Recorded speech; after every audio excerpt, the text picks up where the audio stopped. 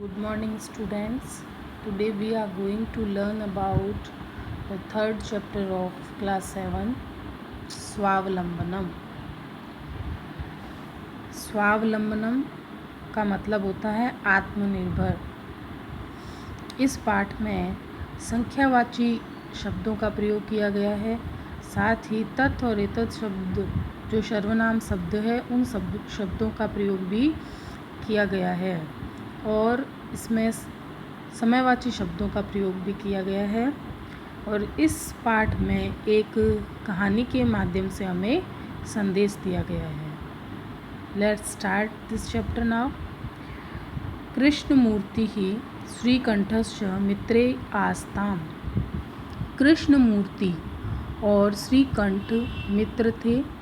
श्रीकंठस्य पिता समृद्धः आसीत्। श्रीकंठ के पिता समृद्ध थे, यानी वो धनी थे, रिच थे। अतः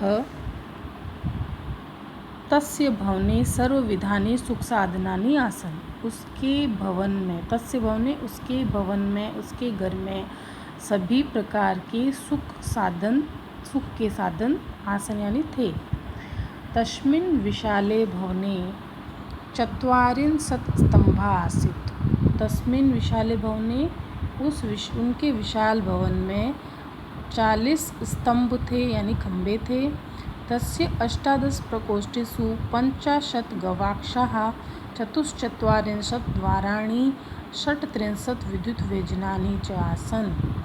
उनके 18 मतलब 18 प्रकोष्ठेषु कमरों में 50 गवाक्षा, 50 गवाक्षा यानी खिड़कियाँ, 44 द्वाराणी 44 द्वार यानी दरवाजे, 38 यानी 36 विद्युत व्यजनानी यानी बिजली के पंखे, च आसन यानी थे।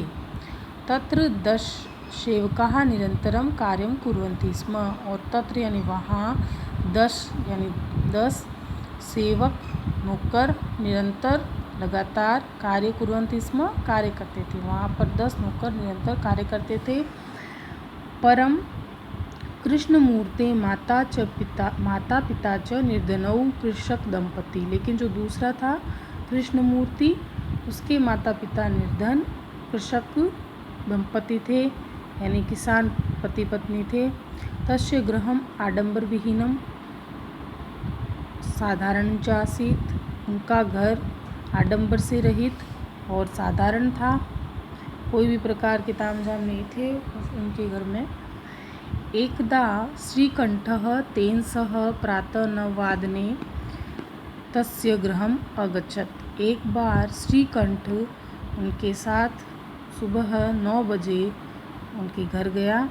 तत्र कृष्णमूर्ति तस्य माता पिता च स्वशक्तिया श्रीकंठस्य आतिथ्यम् अकुर्वन्। वहाँ पर क्या हुआ कि कृष्णमूर्ति के माता पिता थे और तत्र कृष्णमूर्ति ही तस्य माता पिता, वहाँ कृष्णमूर्ति उनके माता पिता ने अपनी शक्ति से श्रीकंठ का अतिथि सत्कार किया। एतत् दृष्ट्वा श्रीकंठ अकथयत्। यह देखकर श्रीकंठ बोला, मित्र अहम भवतां सत्कारं संतुष्टो अस्मि। मित्र, मैं आपके सत्कार से, अतिथि सत्कार से संतुष्ट हूँ। केवलम इदमेव मम दुखम यत्। केवल मेरा इतना ही दुख है। केवलम इदमेव, केवल यही मेरा दुख है।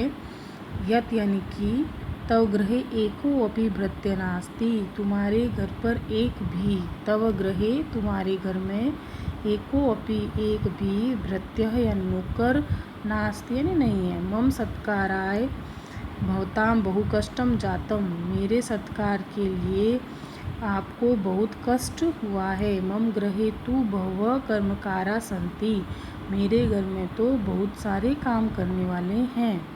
तदा कृष्णमूर्ति ही अवदत्।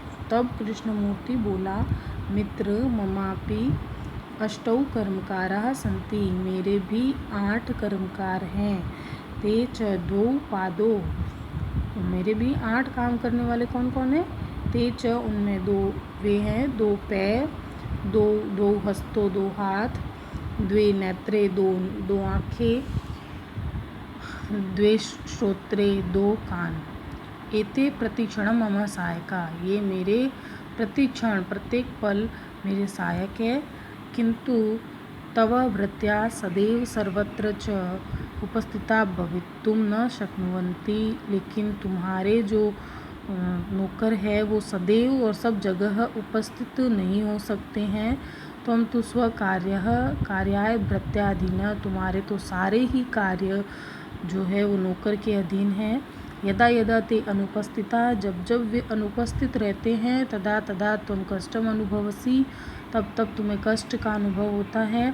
स्वावलंबने तु सर्वदा सुखमेव न कदापि कष्टम भवति, आत्मनिर्भर बनने पर हमें सदा सुख की प्राप्ति होती है, न कदापि कष्ट भवति, कभी भी कष्ट नहीं होता। श्रीकंठ वदत, मित्र तव वचनानि श्रुत्वा मम मनसि महती प्रसन्नता जाता।